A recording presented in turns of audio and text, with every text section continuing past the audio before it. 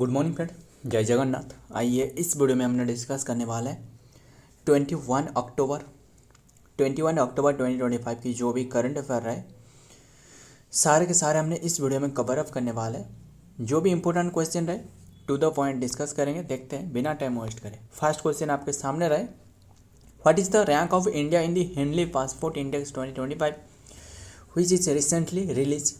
Recently जो Henley passport index 2025 के मुताबिक इंडिया का रैंक क्या है।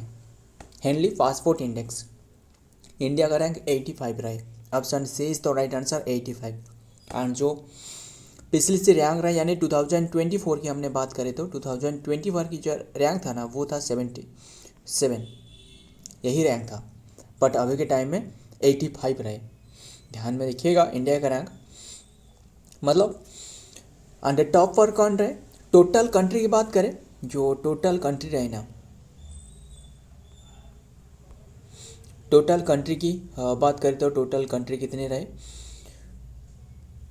100 जो कि 93 से 193 रहे। एंड टॉप पर कौन रहे, टॉप पर जो कि सिंगापुर रहे।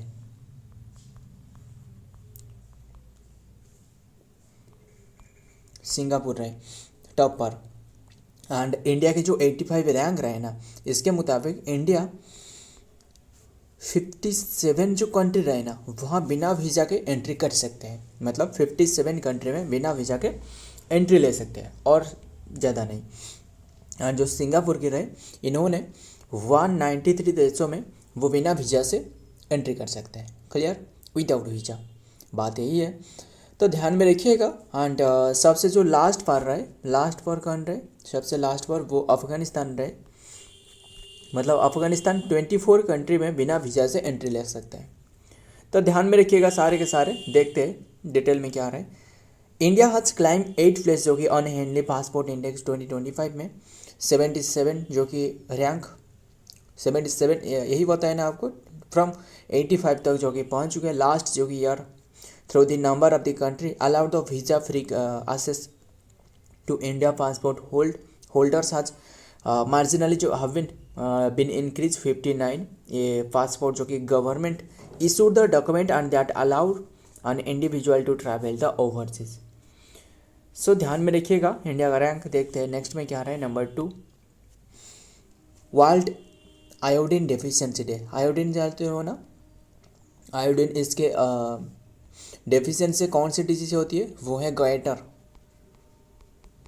ये तो पता ही होगा ना एटलीस्ट आपको। गॉइटर जिसे घिंगड़ा कहा जाता है, घिंगड़ा रोग कहा जाता है। जो आयोडीन डेफिशिएंसी रहे इससे एक डे ऑब्जर्व करी जाती है। कौन से डे को ऑब्जर्व करी जाती है, ये वर्ल्ड आयोडीन डे के रूप में, आयोडीन डेफिशिएंसी डे। आयोडीन जो प्रेग्नेंट लेडी रहे इनके पास में काफ़ी आयोडीन की डेफिशिएंसी देखने को मिलती है। इसीलिए इन्हें जो आयोडीन प्लस जो नमक रहे ना, जो आयोडीन प्लस जो नमक रहे इसे उपयोग की जाती है, इसे प्रमोट करी जाती है ना। तो ध्यान में रखिएगा ये कौन से रहे, कौन से डे को ऑब्जर्व करी जाती है 21 October. Option D is the right answer 21 October. यानी आज की डेट जो हमने डिस्कस करें कौन से डे है 21 अक्टूबर। आज है आयोडीन डेफिशिएंसी डे। ध्यान में रखिएगा आयोडीन डेफिशिएंसी डे। और भी काफ़ी सारे डे रहे, जैसे आज जो डे है ना, और एक डे रहे पुलिस कमीमोरेशन डे। ध्यान में रखिएगा 21 अक्टूबर को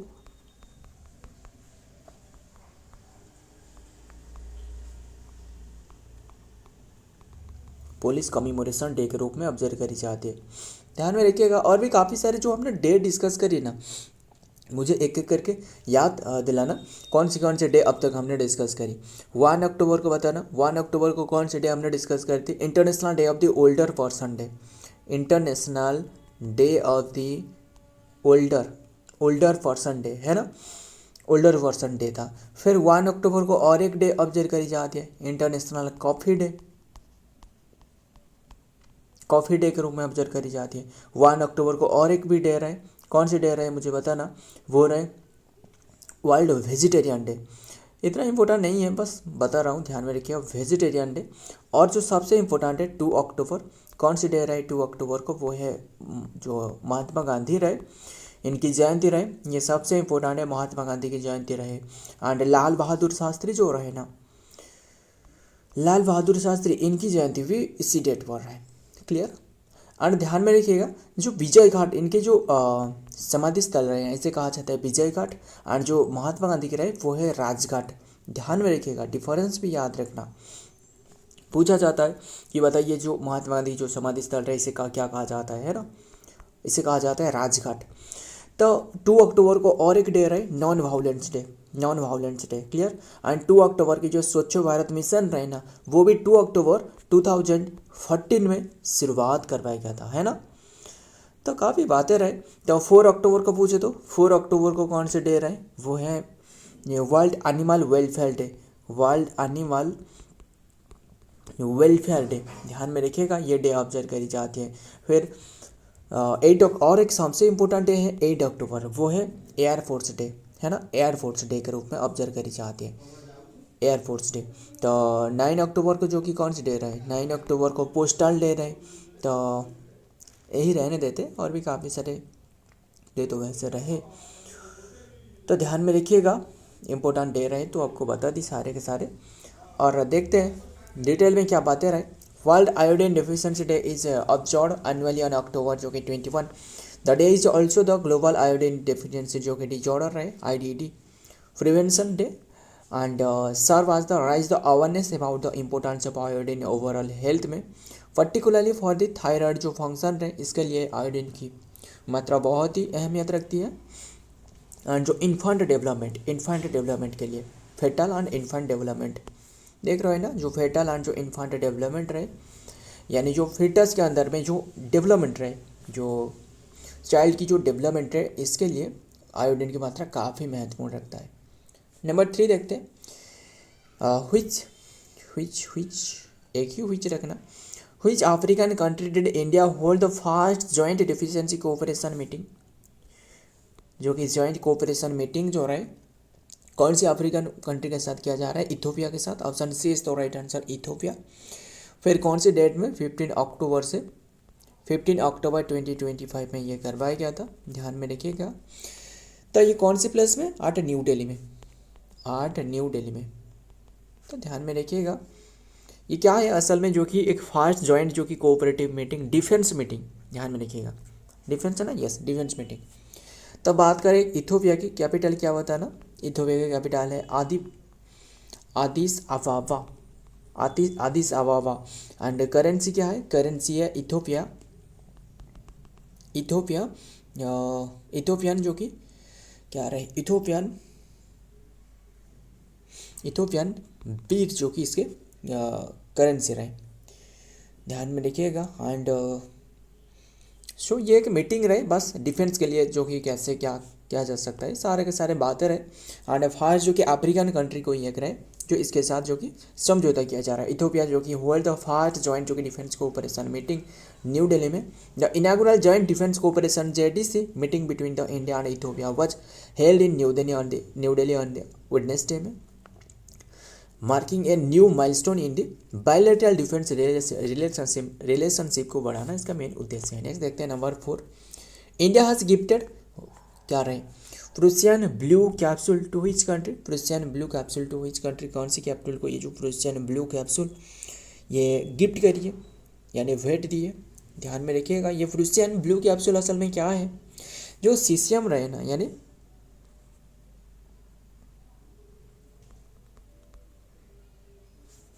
जो सीसियम रहे SIUM, जो सीसियम जो 137 रहे, सीसियम 137 ये एक रेडियो एक्टिव मेटल होती है, रेडियो एक्टिव एलिमेंट। एंड इससे इसकी जो कंटामिनेशन रहे ना, कंटामिनेशन को ख़त्म करना यानी कैसे भी करके ख़त्म करना इसका मेन उद्देश्य है। इसीलिए ये जो प्रूसियन ब्लू कैप्सूल जो कि डोनेट करिए यानी भेंट करिए, डोनेट तो नहीं गिफ्ट करिए, ध्यान में रखिए किससे, इंडोनेशिया को। Option A is the right answer, Indonesia नहीं इंडोनेशिया, ध्यान में रखिएगा।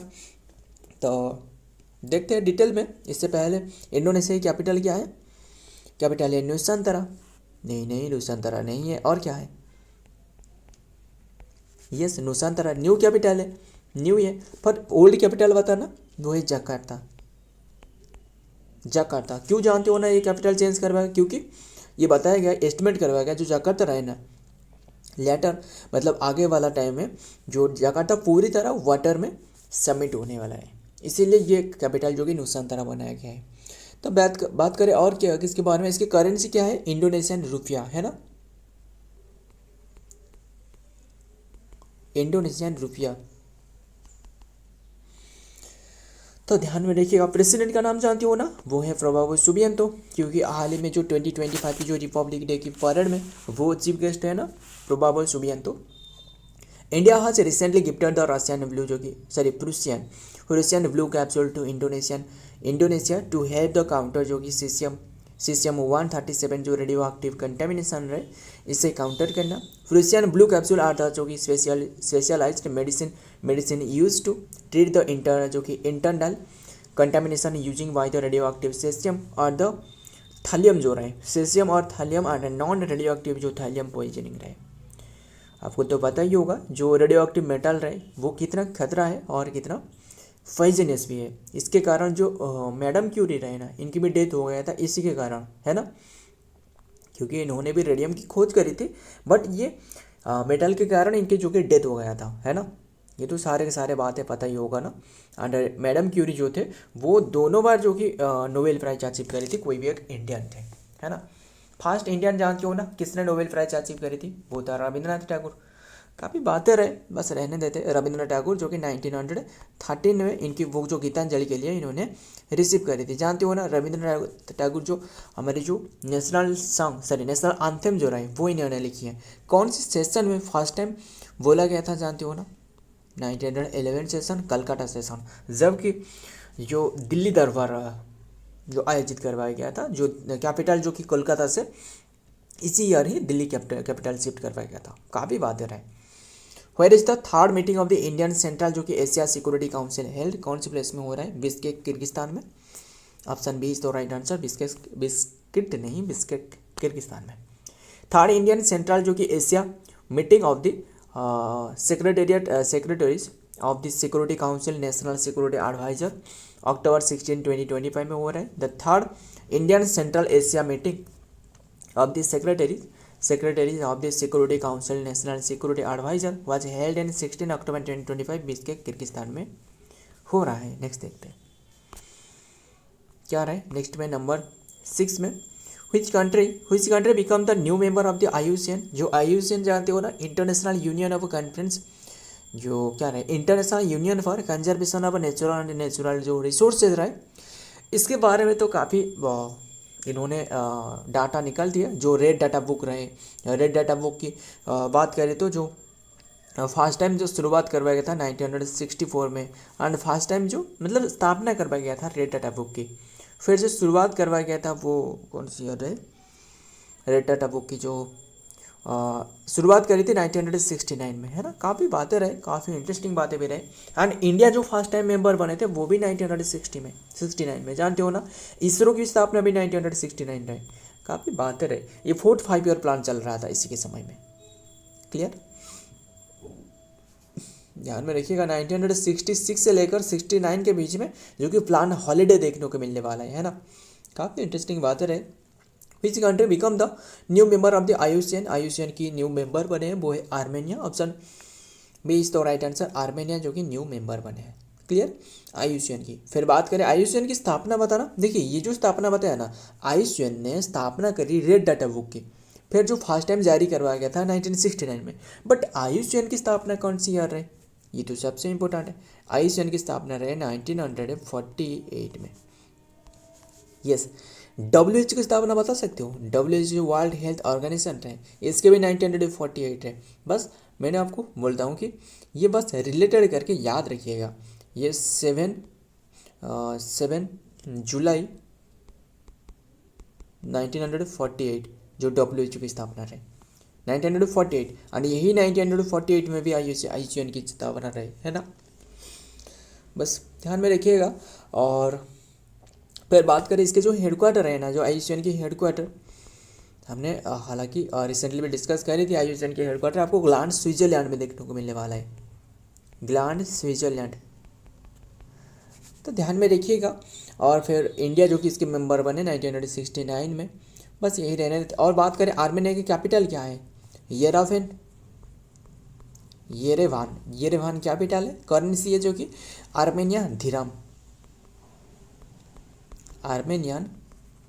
ड्राम जो कि इसकी करेंसी है। बस देखते हैं डिटेल में। आर्मेनिया इज द न्यूएस्ट जो कि newest state member of the international union of this conservation of nature जो रहा है, IUCN जो रहा है, हैविंग द जॉइंट इन दी अक्टूबर 2025 में during the IUCN world conservation जो कांग्रेस इन दी आबू धाबी में हो रहा था, यूनाइटेड अरब अमीरात की बात कर रहे हैं। It was one of the several new member of the welcomed at the Congress with the also the including the Tajikistan हो गया, मार्शल्स हो गया, आइसलैंड, गाबोन हो गया एंड तुवालू हो गया एंड देन जिम्बाब्वे हो गया। सारे के सारे इसके भी मेंबर पहले से रहे एंड अभी के टाइम में ये आर्मेनिया बने हैं मेंबर। नेक्स्ट देखते हैं नंबर 7 क्या रहा है। राववाला सरस्वती देवी हालांकि रिसेंटली गुजर चुकी है एंड इन्होंने कौन से फील्ड से एसोसिएटेड है, वो एक सिंगर थे। ध्यान में रखिएगा जो कि इन्होंने तेलुगु लैंग्वेज की इन्होंने एक सिंगर थे, प्लेबैक सिंगर, फास्ट जो कि प्लेबैक सिंगर थे साउथ इंडिया की सिनेमा की। हालांकि इनकी जो कि रिसेंटली 97 एज में इनकी डेथ हो चुकी है। तो ध्यान में रखिएगा सारे के सारे बातें देखते हैं डिटेल में। राववाला Saraswathi Devi was a playback singer and actress associated with the South Indian cinema जो कि primarily in the Telugu and Tamil जो कि लैंग्वेज में इन्होंने इनकी सिनेमा रहे। She was also a pioneer जो कि light music and singer for the All India Radio की जो कि इन्होंने एक सिंगर थे, playback singer and she is the wildly regarded as the fast playback singer in the Telugu cinema की fast playback singer रहे इन्होंने and leading her voice to the 1943 से लेकर फिल्म जो भाग्य लक्ष्मी रहे इनकी फिल्म से रहकर। बस इतना डिटेल याद रखना कोई इंपॉर्टेंट नहीं है, बस जो भी बात है ध्यान में रखना। कौन सी फील्ड से एसोसिएटेड रहे, कौन सी लैंग्वेज के लिए फेमस है, तेलुगु लैंग्वेज ध्यान में रखना। प्लेबैक जो कि इन्होंने तेलुगु लैंग्वेज की फास्ट जो कि प्लेबैक सिंगर है, यही ध्यान में रखना है। क्लियर इतनी सी बात। आगे देखते हैं क्या रहा है नंबर 8 में।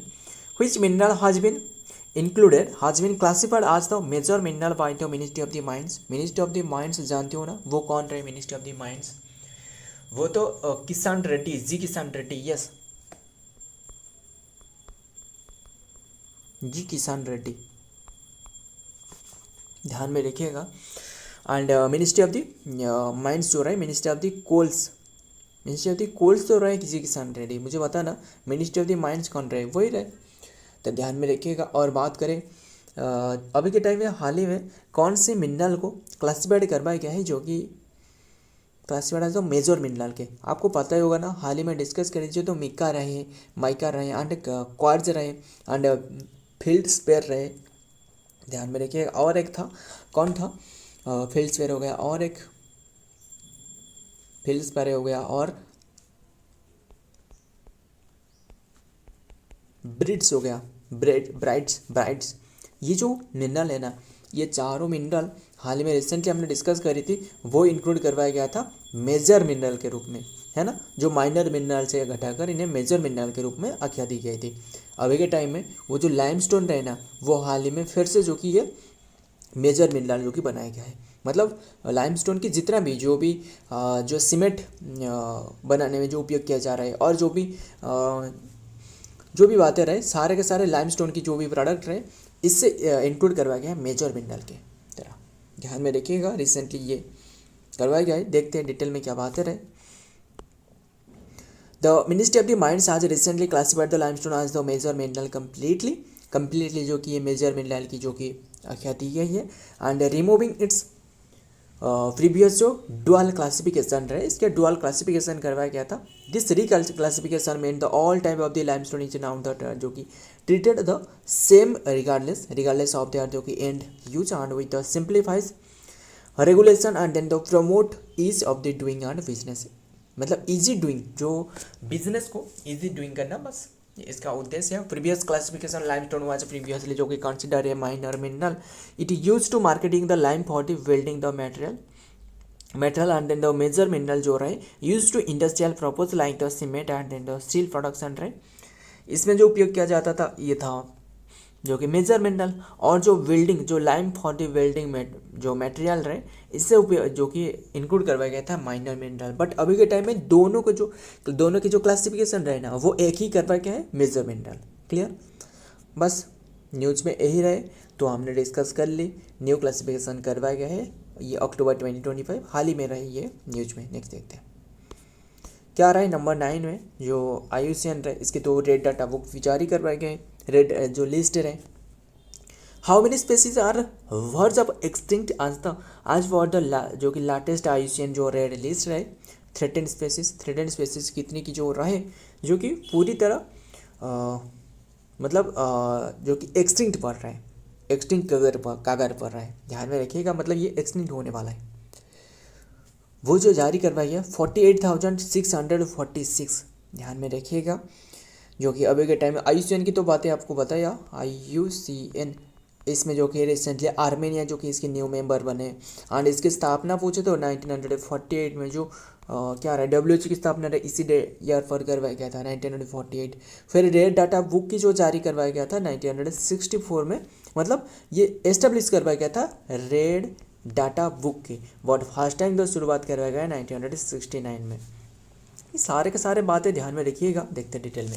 The bad news however it is the biodiversity decline currently there are the more than 1,72,000 जो 600 स्पेसीज की लिस्ट जारी करवाया गया है।